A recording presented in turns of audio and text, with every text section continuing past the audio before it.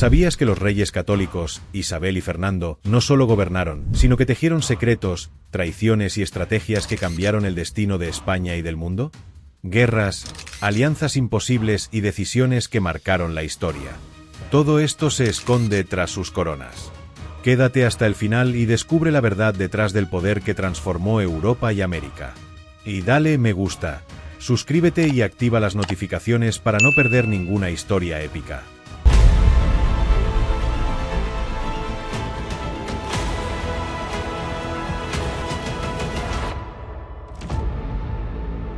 Isabel y Fernando, los arquitectos del nuevo reino de España.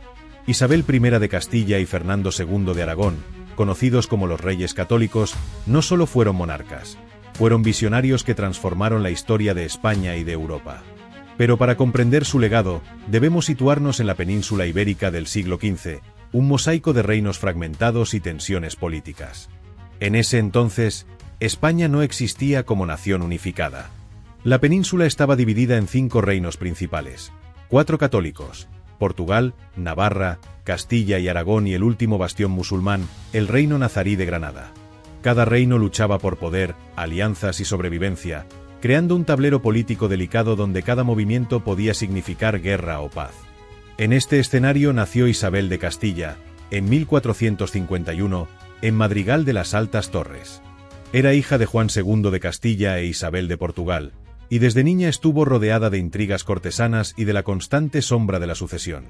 Su posición era complicada. Tras la muerte de su hermano Alfonso y a la sombra del reinado de su hermanastro Enrique IV, Isabel tuvo que aprender a moverse con inteligencia, estrategia y firmeza para no perder su derecho al trono. Criada en un ambiente de profunda religiosidad, con una educación estricta y un carácter fuerte, Isabel desarrolló una disciplina y determinación que marcarían toda su vida. Sus primeros años moldearon a una mujer capaz de tomar decisiones audaces y de mirar más allá del presente, siempre guiada por un sentido de misión y de fe que la acompañaría en cada paso hacia la unificación de Castilla y, más tarde, de toda España. Fernando de Aragón, el estratega de la península. Mientras Castilla moldeaba a Isabel, en el reino de Aragón se gestaba otra historia que cambiaría la península. Fernando de Aragón nació en 1452. Fruto del segundo matrimonio de Juan II de Aragón con Juana Enríquez. La muerte de su hermano Carlos lo colocó inesperadamente como heredero, un giro del destino que definiría su vida. Desde joven, Fernando se vio inmerso en conflictos políticos y sociales de gran magnitud. La Revolución Catalana lo confrontó con desafíos militares y diplomáticos que pulieron su carácter. Aprendió a negociar, a medir riesgos y a liderar con inteligencia estratégica. No era un príncipe formado en la comodidad. Su reinado comenzaba en medio de crisis y turbulencias. La historia quiso que Fernando e Isabel, primos segundos por la casa Trastámara, compartiendo como bisabuelo a Juan I de Castilla, unieran sus destinos. Su matrimonio en 1469, celebrado en el Palacio de los Vivero en Valladolid, marcó el inicio de una alianza que sería clave para la historia de España. Isabel tenía 18 años y Fernando apenas 17, pero ambos mostraban ya una determinación que eclipsaba su juventud. La unión no fue sencilla. Desde múltiples frentes surgió oposición. Enrique IV de Castilla y sus consejeros buscaron desviar el compromiso de Isabel hacia otros pretendientes, en un intento de frenar el ascenso de la pareja.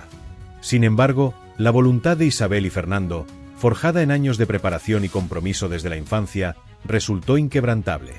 La ceremonia consolidó no solo un matrimonio, sino la base de una alianza política y estratégica que cambiaría para siempre el rumbo de la península ibérica. Secretos, estrategia y la ascensión de Isabel. El camino hacia la unión de Isabel y Fernando no estuvo exento de obstáculos. Tras superar la oposición de la corte y de Enrique IV, la segunda barrera llegó desde el mismísimo papado. La Iglesia, consciente de su parentesco como primos segundos, exigía una dispensa para reconocer legalmente el matrimonio. El Papa Paulo II, sin embargo, se negó a otorgarla, poniendo la joven pareja frente a un dilema que exigía ingenio y valentía. Isabel y Fernando no se amedrentaron. Idearon un plan arriesgado. Utilizaron una bula falsa para legitimar su unión, asegurando que su matrimonio fuera reconocido al menos temporalmente, hasta recibir la dispensa papal oficial, que llegaría años más tarde. Esta audacia mostraba la determinación de ambos. Nada podía detener su destino compartido. Pero la estrategia requería más que documentos falsos. Isabel tuvo que huir discretamente de la corte, refugiándose en Valladolid, mientras Fernando ingresaba a Castilla camuflado entre los miembros de una embajada aragonesa. Cada movimiento debía calcularse al milímetro. Cada paso en falso podía arruinar su futuro y poner en riesgo sus vidas. Finalmente, en secreto y con riesgo de persecución, celebraron su boda, sellando un pacto que no solo era de amor, sino de poder y visión política. Aún así, al casarse, ninguno de los dos poseía plenamente la corona. El verdadero desafío comenzaba con la muerte de Enrique IV en 1474. Con determinación férrea, Isabel se proclamó reina de Castilla en Segovia, dando inicio a una etapa histórica que transformaría la península ibérica. Su ascenso no fue casualidad, fue el resultado de astucia, coraje y una estrategia que demostraría que Isabel y Fernando no solo eran pareja, sino visionarios que cambiarían la historia para siempre. Guerras, estrategias y la unión de dos coronas.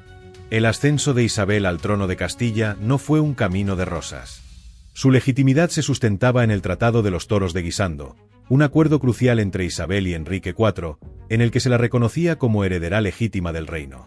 Sin embargo, no todos aceptaron su proclamación, y la disputa desató la Guerra de Sucesión Castellana, entre 1475 a 1479, un conflicto intenso que enfrentó a sus partidarios con los seguidores de su sobrina Juana, apodada la Beltraneja, cuya legitimidad estaba envuelta en rumores escandalosos sobre su supuesto padre, Beltrán de la Cueva, favorito de su madre. La guerra fue más que un enfrentamiento militar, fue un choque de estrategias, alianzas y diplomacia. Portugal apoyó a Juana, buscando influir en el destino de Castilla, mientras Isabel consolidaba su posición con inteligencia y astucia.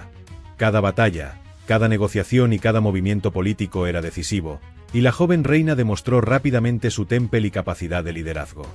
Finalmente, el conflicto culminó con el Tratado de Alcácobas, que reconoció a Isabel y Fernando como los legítimos monarcas de Castilla, a cambio de ciertas concesiones territoriales a Portugal. Mientras tanto, en Aragón, Fernando II asumió el trono tras la muerte de su padre, Juan II, en 1479. La coincidencia de estos acontecimientos selló el inicio de la unión dinástica entre Castilla y Aragón, aunque ambos reinos mantuvieran sus leyes y estructuras administrativas independientes. La pareja real no solo compartía matrimonio y poder, sino también visión estratégica. Unieron esfuerzos en política, diplomacia y guerras, proyectando la influencia española más allá de sus fronteras.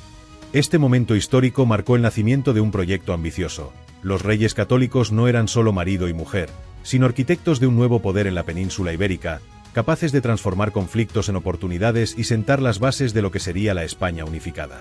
Tanto monta, la consolidación del poder real. Aunque la unión de Isabel y Fernando no creó inmediatamente una monarquía española centralizada, sí sentó los cimientos para la futura España unificada bajo una sola corona. Su alianza no era solo matrimonial, era una estrategia política y simbólica que proyectaba autoridad y cohesión. Adoptaron el famoso lema Tanto monta, reflejando que la fuerza de uno dependía del otro, y unificaron sus emblemas en un escudo que combinaba los símbolos de Castilla y Aragón, visible hoy como ícono de poder y unión. Pero los símbolos no bastaban. La pareja debía consolidar el poder real frente a una nobleza acostumbrada a disputas y privilegios. Durante años, los reyes católicos implementaron profundas reformas administrativas y financieras para fortalecer el Estado y garantizar su autoridad. Estas medidas incluían terminar con los constantes enfrentamientos entre la nobleza y la monarquía, restaurando el respeto y la obediencia a la corona.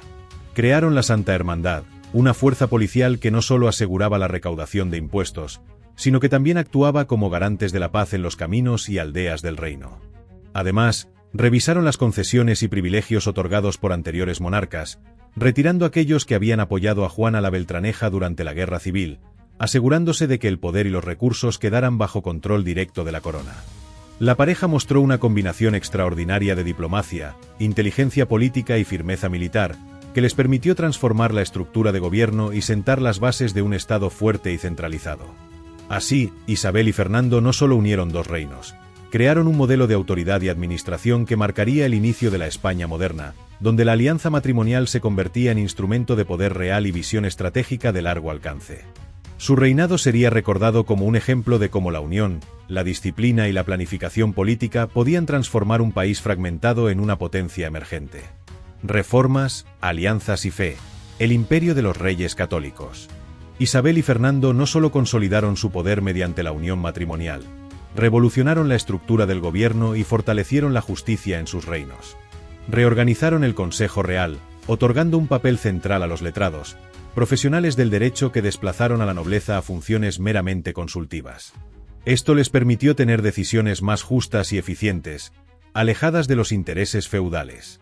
En lo local, implementaron la figura de corregidores en Castilla y lugartenientes en Aragón, representantes de los reyes en ciudades y villas con autoridad jurídica y policial. También tomaron control sobre las órdenes militares y mejoraron la administración de la justicia creando chancillerías en Valladolid y Granada, facilitando procesos legales y consolidando su autoridad incluso en territorios recién incorporados. Su matrimonio, que según la historia estaba lleno de afecto y respeto mutuo, dio fruto a 5 hijos, y su política matrimonial se convirtió en un instrumento clave de poder internacional. Isabel de Aragón se casó primero con el infante Alfonso de Portugal y luego con Manuel I de Portugal. Juan de Aragón unió la corona a los Habsburgo y Borgoña. Juana, llamada la Loca, se casó con Felipe de Austria, reforzando la alianza con el Sacro Imperio Romano Germánico. María continuó la relación con Portugal tras la muerte de Isabel, y Catalina, protagonista de la intriga inglesa, se casó con Arturo Tudor y luego con Enrique VIII, consolidando la influencia española en Inglaterra. En lo religioso, Isabel y Fernando dejaron una marca indeleble. Su política católica fue firme y controvertida, llevando al Papa Alejandro V a otorgarles el título de Reyes Católicos en reconocimiento a su defensa y expansión de la fe. Además, establecieron la Inquisición en 1478, destinada a erradicar la herejía, especialmente entre los conversos, consolidando un control religioso y político sin precedentes que impactaría profundamente en la sociedad española. Fe, conquista y horizontes. La expansión de los reyes católicos. Isabel y Fernando no solo se consolidaron como soberanos dentro de la península, su ambición era total y estratégica, buscando unificar la península ibérica bajo una única fe y una autoridad central. La Inquisición, primero implementada en Castilla mediante bula papal y luego extendida a Aragón, se convirtió en un pilar de su política religiosa. Supervisada por Tomás de Torquemada, su primer inquisidor general, la institución no solo controlaba la fe, sino que también fortalecía la autoridad del Estado sobre los asuntos eclesiásticos, asegurando que la corona marcara el rumbo de la moral y la religión en toda la península. En su afán de consolidar la unidad religiosa, Isabel y Fernando tomaron decisiones drásticas que marcarían la historia. La conversión forzada o expulsión de los judíos en 1492 y de los musulmanes que se negaron a convertirse en 1502. Esta medida, aunque controvertida, buscaba cimentar una identidad católica homogénea en toda España, dejando claro que la corona no toleraría divisiones religiosas. Paralelamente, su mirada estratégica se extendió a la conquista del reino nazarí de Granada en 1492, poniendo fin a 8 siglos de presencia musulmana en la península y culminando la reconquista. Pero ese mismo año, la historia los catapultó más allá de Europa. Cristóbal Colón llegó a América, y fue Isabel quien financió su arriesgada expedición, demostrando que la audacia y la visión podían transformar destinos. Sus esfuerzos también se dirigieron al control y expansión de territorios peninsulares y mediterráneos. La anexión de Navarra en 1512, la participación en las guerras italianas para asegurar Nápoles para Aragón, la recuperación de Rosellón y la Cerdaña, y la integración de las Islas Canarias con la toma de Tenerife en 1490. Incluso el norte de África, con enclaves como Melilla desde 1497, entró en su proyecto estratégico, combatiendo piratería y asegurando las costas. Isabel y Fernando demostraron que su reinado no se limitaba a Castilla y Aragón. Pensaban en grande, pensaban en el mundo, sentando las bases de un imperio que combinaría fe, poder y ambición en cada acción. Herencias, intrigas y el nacimiento de un imperio. La transición de los reyes católicos. La muerte de Isabel la Católica en 1504 abrió un capítulo turbulento en la historia de Castilla. La reina, consciente de las tensiones que podían surgir tras su partida, había designado a su hija Juana como heredera, pero la estabilidad del reino no estaba garantizada. Su esposo, Fernando el Católico, intentó asumir la regencia, argumentando su experiencia y autoridad, lo que generó un choque de intereses con la ambición de Juana y la influencia de su esposo, Felipe el Hermoso, que llegaba con planes propios para controlar Castilla. La tensión creció de manera dramática. Felipe, joven y decidido, buscaba consolidar su poder a toda costa. Sin embargo, la muerte prematura de Felipe trastocó los planes, dejando a Juana en una situación compleja. Ante los rumores sobre su inestabilidad mental, las autoridades castellanas declararon a Juana incapaz de gobernar, consolidando a Fernando y al cardenal Cisneros como regentes del reino. Este periodo se convirtió en un delicado equilibrio de poder. Fernando mantenía Castilla bajo su control mientras preparaba el terreno para la próxima generación. La atención ahora se centraba en Carlos, hijo de Juana y Felipe, quien representaba la continuidad de la dinastía y la unión de Castilla y Aragón. Desde su infancia, Carlos fue preparado para asumir la corona, recibiendo educación en política, diplomacia y administración de los vastos territorios que heredaría. Su formación fue rigurosa. Se le enseñó a manejar conflictos internos y externos, asegurando que, al llegar el momento, estaría listo para gobernar con autoridad. Finalmente, en 1516, la muerte de Fernando puso fin a la era de los reyes católicos y dio paso a un nuevo capítulo. Carlos I ascendió al trono, combinando la herencia de Castilla, Aragón y las amplias conexiones europeas de su familia. Su llegada marcó el inicio de un reinado que transformaría España en un imperio europeo y ultramarino, unificando territorios y dejando una huella indeleble en la historia mundial. Así, la transición de los reyes católicos no solo consolidó su legado interno, sino que también sentó las bases para la expansión global de España, un imperio que conectaría Europa con América, África y más allá. Esperamos que este viaje por la vida y el poder de los reyes católicos te haya revelado los secretos, las intrigas y las decisiones que forjaron la historia de España. ¿Qué harías tú en su lugar? Déjanos tu opinión en los comentarios, dale me gusta, suscríbete y activa las notificaciones para descubrir más historias que cambiaron el mundo.